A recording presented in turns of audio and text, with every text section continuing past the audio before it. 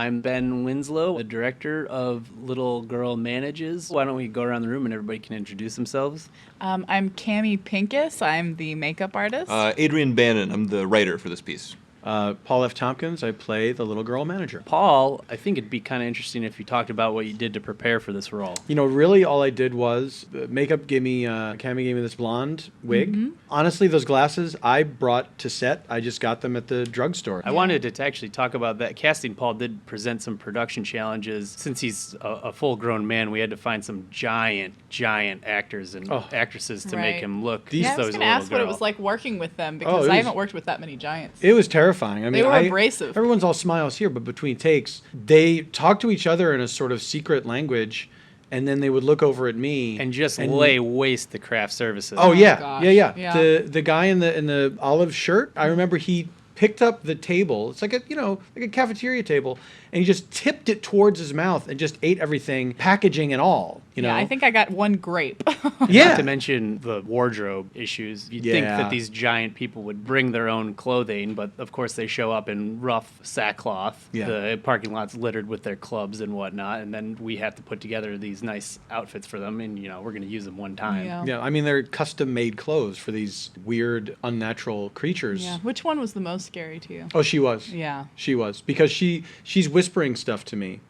even though this is shot without sound. She's whispering stuff to me about grinding my bones and they were very big out of me. with the bone eating. I remember that. Well, it's part of their culture. Yeah. It is part of that was just a myth, but I guess that's a real thing. No, it's a real staple of their diet. Although to her credit, she never dropped a line. Do you believe her intentions that she's going to sign these papers? She's not signing the papers. She's actually just drawing these sort of crude hieroglyphs of Paul dying in various sort of grisly scenarios. Yeah. Mostly bone related again. Yeah. Do all these people live in a village together somewhere? Or It's less of a village and more of just a series of mounds in a clearing in the woods. We lost a lot of our crew in the initial search for the village with the various riddles that we had to answer and so forth. I always felt, as grateful as I was to have the job, and what a great role, I always felt responsible for the deaths of all those people, because if you had just cast an actual child, you probably could have cast regular-sized adult actors, and you wouldn't have had to hire why did these. we do this? Paul was that good. I'm not fishing for compliments. I genuinely feel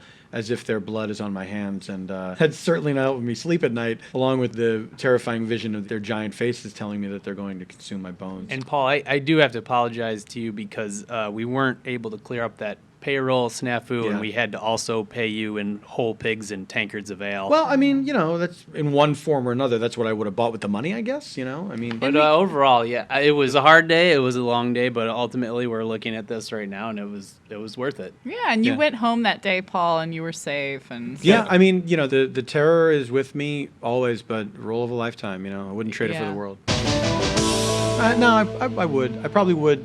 If I had to do it over again, I wouldn't do it, but I guess I'm glad I did. And all the people working at the Save Mart that day, they really wish we hadn't done this because that place was just devastated. Oh, yeah, but that's not our problem.